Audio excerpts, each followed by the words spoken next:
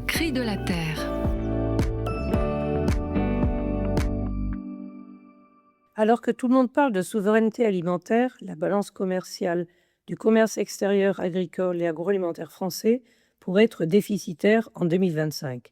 C'est une dégringolade. Au mieux, le solde se rapproche de zéro. C'est le constat alarmant qu'ont fait les représentants des filières agri-agro réunis mi-novembre à Paris. L'excédent se réduit depuis plusieurs années, mais la situation s'est dégradée depuis le début de l'année et on est dans une perspective d'avoir en 2025 une balance négative pour la première fois depuis 1978. C'est un choc terrible et la plupart des filières sont concernées.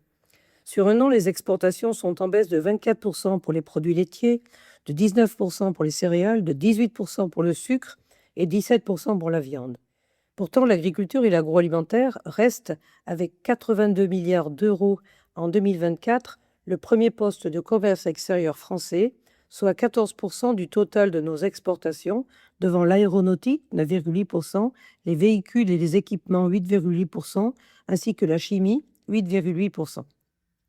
Les économistes rappellent l'importance des exportations, non seulement pour l'agriculture française, mais aussi pour le consommateur. Car de bons résultats à l'export permettent de consolider un chiffre d'affaires, d'investir, d'innover, de renforcer la qualité des produits. Cela permet même de contenir les prix. En vendant des oreilles ou des pieds de porc en Asie ou de la poudre de lait en Chine, on valorise des produits qui ne trouvent pas preneur sur le marché français.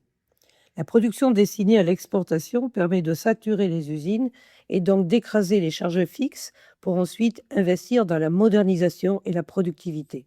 C'est en améliorant la productivité que les entreprises agroalimentaires donnent accès aux consommateurs français à des produits de qualité à prix accessible, notamment pour les plus précaires qui peinent toujours à remplir leur caddie.